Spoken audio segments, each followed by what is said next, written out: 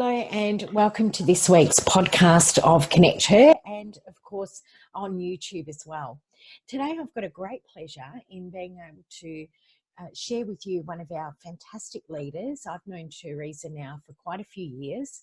Teresa has an amazing business helping people with their career wellness, and we're going to hear a lot more about it. So, hi Teresa, how are you? Hi Lee, good. How are you? I'm good, thank you. I didn't want to give away too much in the introduction because we're going to really do a deep dive into your business soon. But I think career wellness, I love that. I love the name of your business. Oh, thank you. Yes. Yeah, really, it conjures up all sorts of things. Yes, it does. Well, it's a complete package, your career. Yes. Oh, absolutely. So before we get started, tell me, we are all attached to our phone these days. What's the last song or podcast that you listened to on your phone? Well, on my phone, I've got playlists on Apple Music. So I've got them for my running because I do quite a bit of running, as you know. So my half marathon mix that I listened to and did this morning was High Hopes by Panic at the Disco. So that always uplifts me to start the run well. That's a good one. Yes. Yeah. I'm just got it singing in my head now when you mention it. So that's really good. And so that's great that you've got playlists. Yes, yeah, I have to because it gets too boring otherwise when you're running. It would.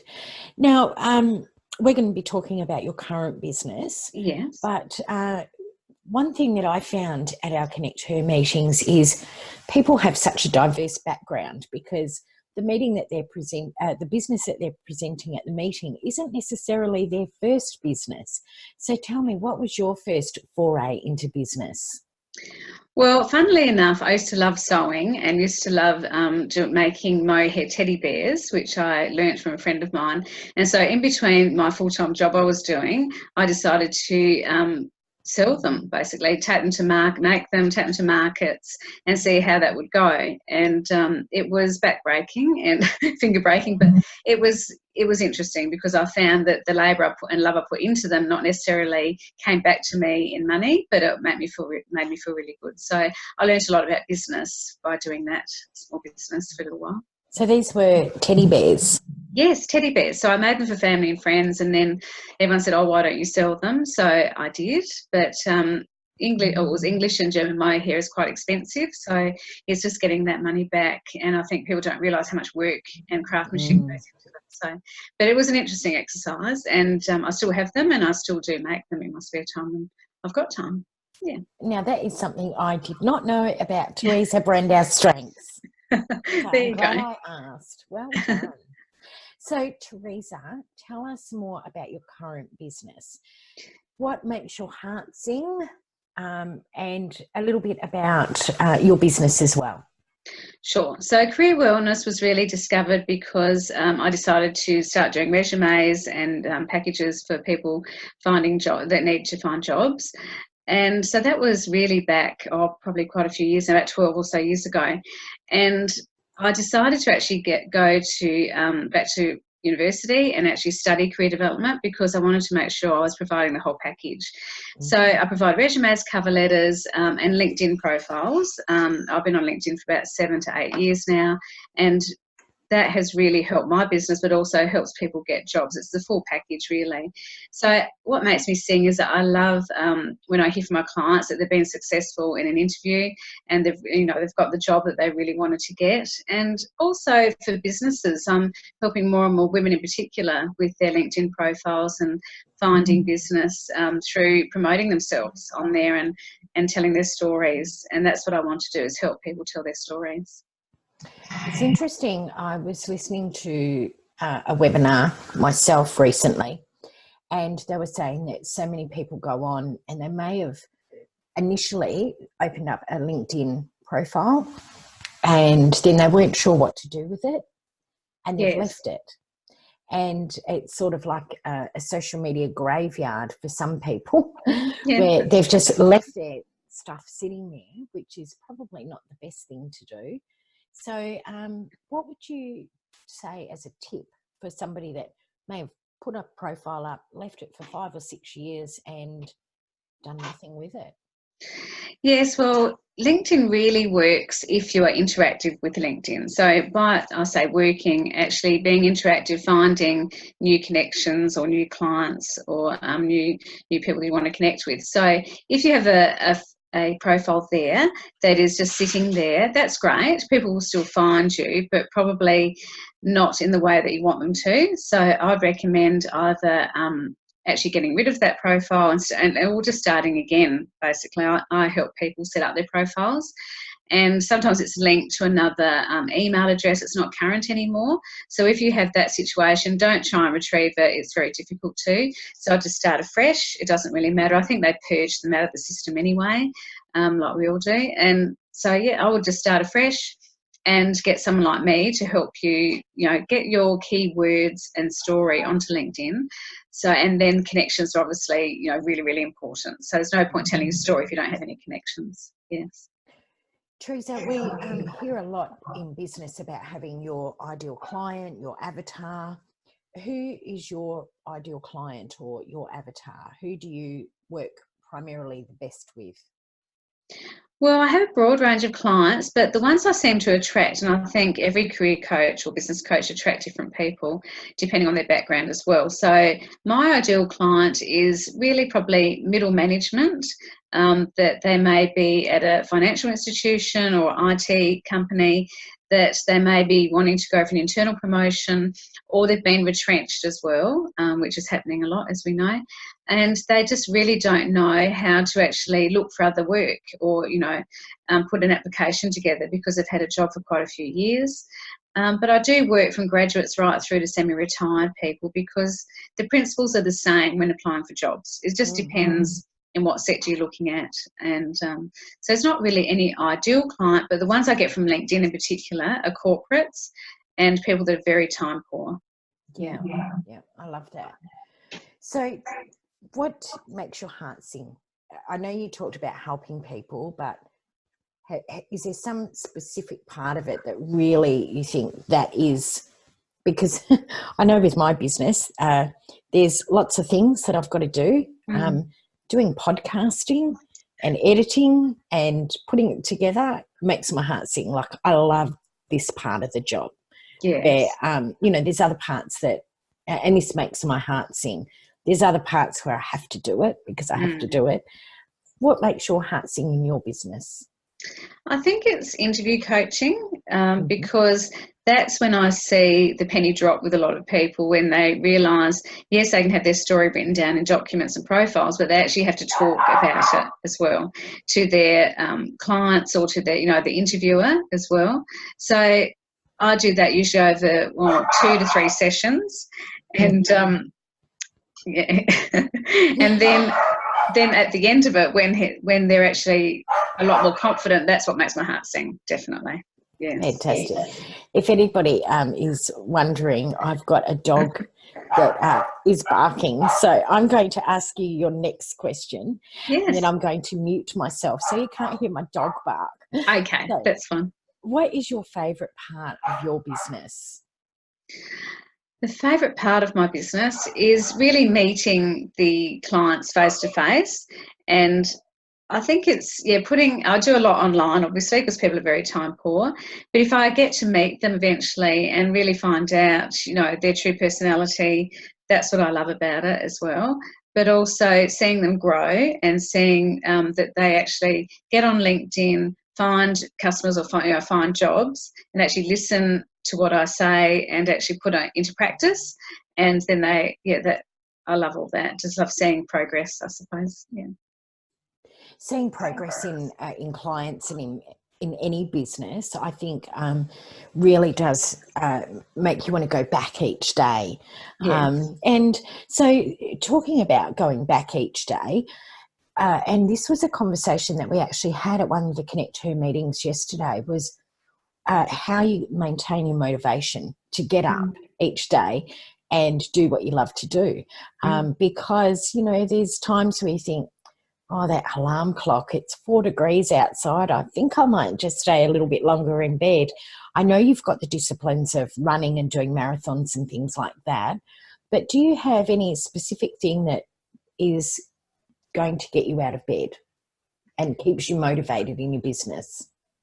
I think that I know that people are relying on me because I've set my business up like that. So by the end of the day, end of a business day, I say, right, these are things I need to do the next morning.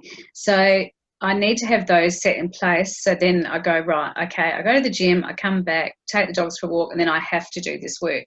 So I think it's all in the planning and goal setting. If I didn't do that, then yes, it'd been free fall, basically, and you could just go and do your washing or cooking or whatever, because I do work from home. But I think it's also organising appointments, and I tend to do that in the mornings as well. So after gym, I'll go and meet with people. And that tends to get me moving for the day as well. So I think having set times you're going to do things is important. Yeah. Mm-hmm. I find too that if I do all my appointments in the morning, like I go out and do my networking, I meet people in the mornings, get all of that out of the way. I've got a reason. I have to leave the house by XYZ time. I've got all my appointments, and then I come back and do my task-orientated work in the afternoon. Yes. And that keeps me motivated. So that's a really good tip, actually. And, of course, we're talking about working from home, and I've been out all morning, and I raced in to do this on time for us, and my little doggie's been nipping and barking, so I do apologise for anyone that could hear him. Now, Teresa, you have become a Connect Her leader. Yeah. In Bulleen, in Victoria, in Australia, and you came to one of the meetings, and then you said, I think this is something that I would embrace. Tell me, what do you love about a Connect Her meeting, say opposed to other networking events? Because I know you've been to different ones, so you can certainly comment on that. Sure. Yeah, so I have been to lots of networks and actually run some as well. And I think the difference with the Connect Her network is that you actually get to nut down into business challenges and problems with like-minded women there with you as well. So there's not just someone presenting everything. It's actually you're working together to find solutions in a smaller group as well, because some networks are quite large. And I think that's when I thought, yes, the penny dropped that I needed that, as well as bringing it to other women as well. And I think it's much needed for people looking to go into business too, and to get started, particularly young mothers. And I could see the potential in this area in particular to get women along like that, to Connect Her. So it was really the format of the meeting, and of course how you ran it as well was very good. And I also saw the look on the other women's faces as though, yes, they were happy as well. And I think that's when you know that it's the right thing. Yeah. Yeah. Oh, excellent. Well, we are so lucky to have you on board, because you ran a beautiful meeting. I went to the first one, and it just flowed, which was just lovely and so professional, which clearly is something that you have to do in your business, be so professional, because you're helping people in their professions, and that really flows over into the business. So Absolutely. I've got this quirky question for you. Oh, great. Because over the years we learn so much, and then we think, oh, if only I had known this down the track. If you could whisper in the ear of your day one business self, what would you say to her? I would say to her that to plan is key to any business, and particularly in my business, I suppose a lot of businesses, it's quite seasonal and it can drop off. So if you're not planning at least 3 to 6 months ahead of what business is going to look like, then I think you're in trouble. And I didn't do that in the first couple of years of my business, and wondered why one week I had a lot of work, next week I had nothing. So I think planning, and that's where LinkedIn comes in as well, planning on online profiles now will get you work probably in about 3 months' time. So I wish I knew that when I first started, but the internet was only very new, obviously, when I first started as well. So Sure. So planning is key. Yeah. Well, if you go back to the episode before this one, that is actually all about it, all about planning. So, or pre-planning, because we're 6 months out of Christmas. Yes. And that is actually something that I learned last year, because I had a little toe in the water for some direct sales, and didn't think about Christmas and New Year and school holidays, and it doesn't matter what business you're in, there definitely is that planning. So I love that's something that you would have whispered into your younger self, or your definitely. first day self. Yes.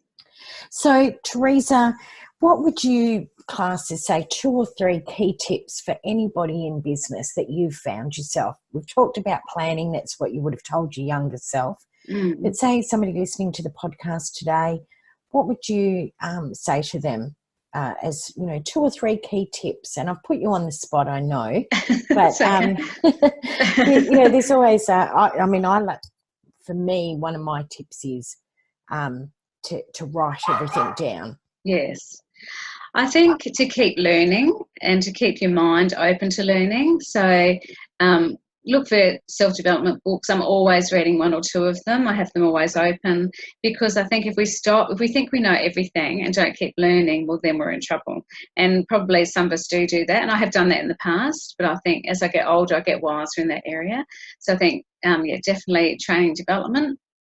I think also, reaching out to others and to help and mentor other women in business, if you get paid for it or not, because they need us. They need our, especially I'm in my late 50s, so they need to know what I've been through and my experience. And I think that is a good tip, to sort of try and find a mentor if you can and ask them. There's a lot of us out there that want to help as well. It's just, I suppose, with the planning, just have a look back on, what's happened in Australia over the last 10 years and look at the recession times and the election times and the key, the Olympics. All of those major events really affect our business.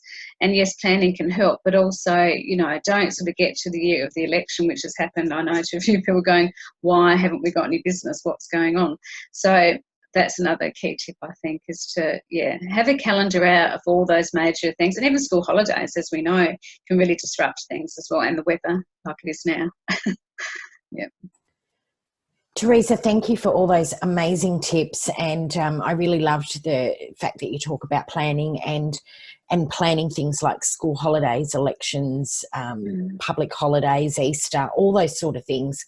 And there's a lot of things in there that that they're going to happen, whether they're, every year they're going to happen. And, we know with women's networking groups that those months that your meeting falls in a school holidays period, that we get less people. So, we have to plan for that. So thank you so much.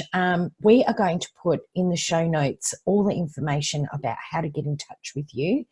And I want to thank you for coming on to the Connect Her podcast and also the YouTube channel, which you'll be able to see me cringing as the dog barks. And we'll have show notes with all links to you as well. Right. Don't forget too that you can also go to the Connect Her website, which is connecther.com.au, and you'll be able to connect there as well. So thank you, Teresa. Thanks, Leif, for the opportunity. It's great. Awesome. Thank you.